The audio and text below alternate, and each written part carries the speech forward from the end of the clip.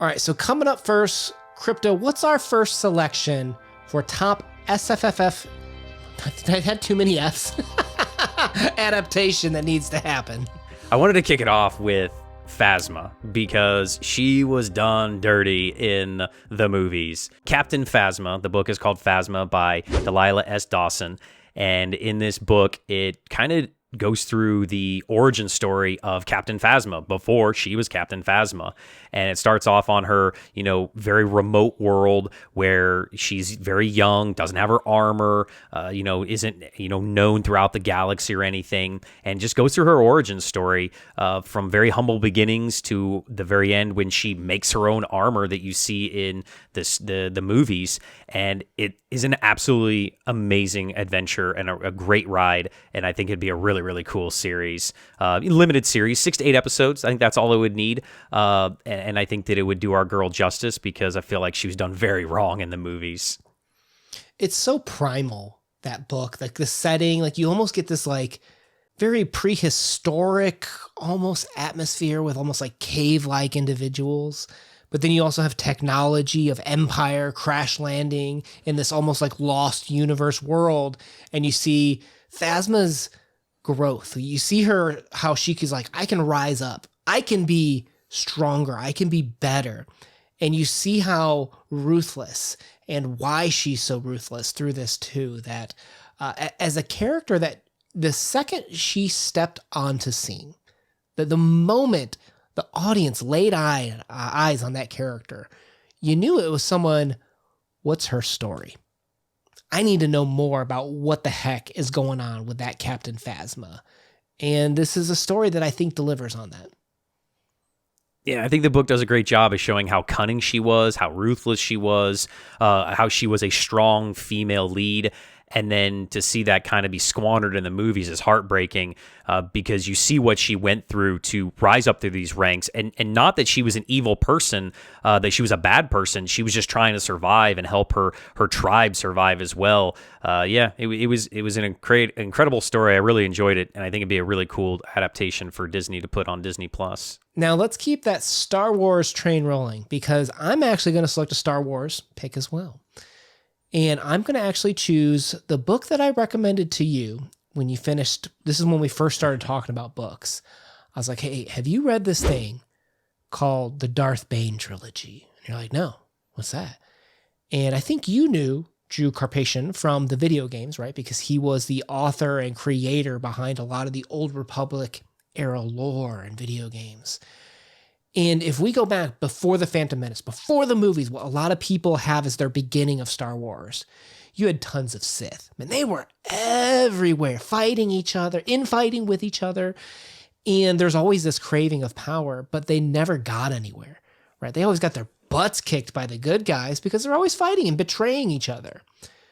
Until we get the rule of two. This is kind of an origin story of just the slogan, the rule of two. Where did that come from? Right? One to hold the power, one to crave it, a master and an apprentice. And this book masterfully explores what a Sith culture would be like with the scheming and the betrayal and the evilness to crafting that to a weapon, to crafting a individual under your wing that you know will destroy you one day. And the whole time you're reading this book, you're like, oh, snap, when's it going to happen? When's the betrayal coming? And it's a ride. It explains things that happen in the Force of why they're able to take hits. That's just so masterfully done that I think it made the Force more believable to me, if that makes sense. This is probably one of the best book recommendations that you ever gave me. I remember I immediately downloaded it on Audible and I started listening to it, and it was incredible. The story of Darth Bane is something that is kind of like that anti-hero story that we've talked about so many times before, where it gives that background to, quote, your villain, and you root for the bad guy here. He comes from humble origins, and you see him rise through the trilogy and create the rule of two.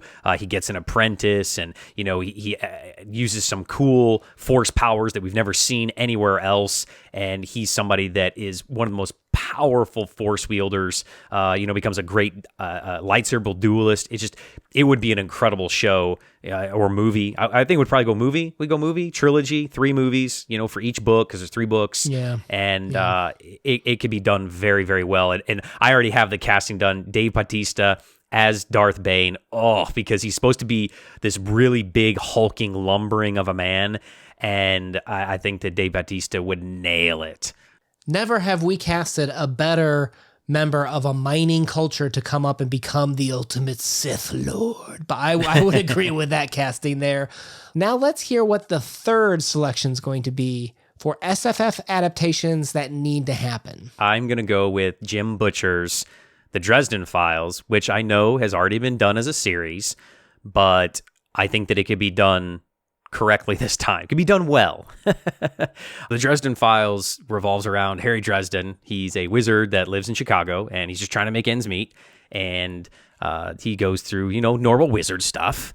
But no, he's tasked to help the Chicago PD solve some, crazy crimes that they can't figure out because there's supernatural elements to it. And of course, this series kind of blossoms from there.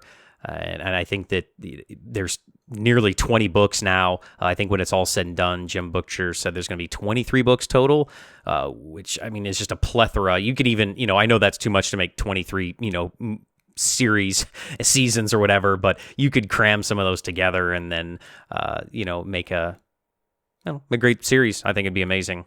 And I know that there are plenty of people that would be clamoring for that. So he's Wizard Batman, essentially. Yes. Yeah, that's a great way to put it. Yes, Wizard Batman. I love it. All right, coming up for my fourth pick. This is the one that Crypto says I'm cheating on. So be it. I'm going to actually go with, hear me out. I know there was a movie. I know everybody, hey, if you think it was great, I don't know who you are because I don't think you exist. The Dark Tower movie is one of the most universally hated adaptations of the Dark Tower series by Stephen King. It's a 7-book series that's just all over the place. It jumps genres from Wild Wild West to just straight up fantasy to these jungle adventure stories about people experiencing technology. And it's all about one man's journey, a tower junkie to get to the Dark Tower, right? That's what the series is called. And you follow him, the gunslinger, as he goes on these adventures, assembling his Fellowship of the Ring, right? So it's a very long story, and to get to the end, to the payout, it's amazing how it contextualizes that whole adventure. It's just something that there's a reason why people can reread it so many times. So to take these 4,400 pages and jam them into a half attempt at a movie that just completely skips all the development and the explorations, it will not work as a movie. Or maybe it needs to be 7 movies. I don't know. But I think a TV show, giving it time to walk through the strangeness, to walk through the adventures and the camaraderie, and ultimately some of the grotesque and humorous elements of a Stephen King novel, I think it deserves its own series. All right. I thought Matthew McConaughey did a pretty good job, as the Man in Black in that movie, but everything else is horrible, with 7 books. And again, you could even mush a few of them together, like The Gunslinger and The Drawing of Three, which are the first and second book. You could mush those into one season, and you could do 8 to 10 episodes. And then from there, you'd probably have to do each individual book, because some of them are pretty hefty at coming in at almost 1,000 pages. You'd have to do each one as a season, 8 to 10 episodes. But wow, what an adventure it could be, because as you said, you have the shift of genres. You also have time jumps. So you're moving around throughout time in the series, which is really cool. So then think of all the different, locations you could go to, and all the different, clothes and set designs and music. Oh, think of all like the 1960s music, 70s music, 80s music. The soundtrack would be incredible on a series like that. As long as you get, like if they put it on Apple TV, Apple has access to most of that, library of music during that time period. Oh my, wow, that could be so good. And they just bumbled it with that movie.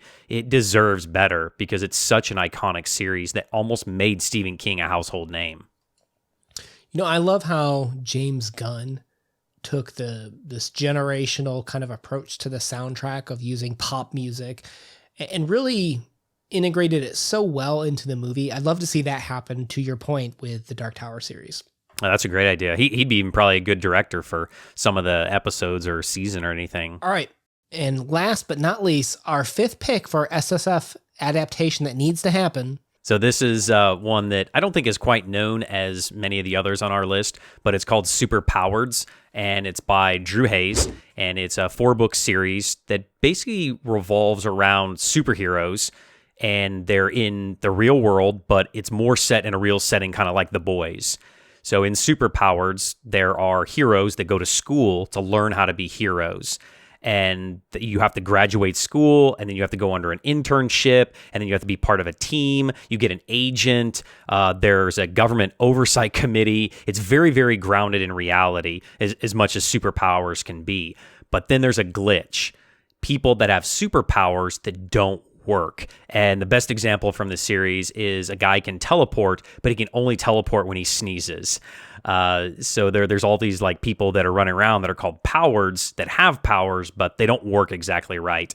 And the kind of whole premise is the whole book is they're going to try to figure out a cure to fix powereds. And in those 4 books, there's basically 5 main characters that are going to college. So year 1 could be their freshman year, season 1, book 2, book 3, book 4, sophomore, junior, senior year.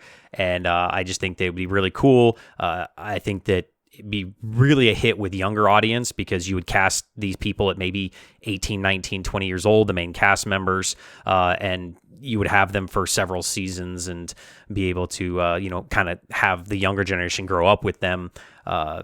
Who doesn't love, kind of that Harry Potter style of seeing people grow up inside of the films and evolve? It would be a lot of fun. And there's some good twists and stuff along the way. Lots of cool, unique superpowers that I don't think I've ever seen in any other, sci-fi fantasy type book or movie or anything. Oh, it would be so good. So good. How similar or dissimilar is it from like X-Men? Like when you talk about a school and you talk about these people who are different, and like I remember even like when you watched like the 90s cartoon, there was this part that was like symbolic and representative of racism, but it was like this guy is like, I don't look different, I don't have any special powers, I just look different, I'm blue. Like, how similar is it to some of like those X-Men vibes? I don't think that Drew Hayes was drawing too much on like X-Men or anything. I feel it's more like Harry Potter because the schools are at normal colleges, but all the students that are in the special academy that's underground, the normal college, they have secret entrances, and they don't go off on missions or adventures or anything. And the whole thing about the first one is nobody knows that 5 powereds have entered into the academy.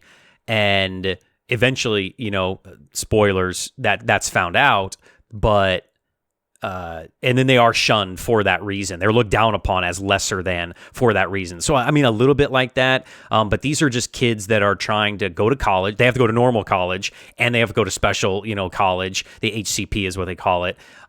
Hero Certification Program to try to graduate and become a hero. And there's a lot of other, connectivity between like the individuals, I guess, sort of like X-Men where love triangles and stuff like that. So I guess it could relate a little bit, but it doesn't have like any direct parallels or it's not used, I think, as a source material at all. Well, that was our top 5 selections for SFF adaptations that need to happen. What are your selections? Let us know in the comments down below, or feel free to make a video response. Looking forward to hearing from you. My name is Ben Una. Peace.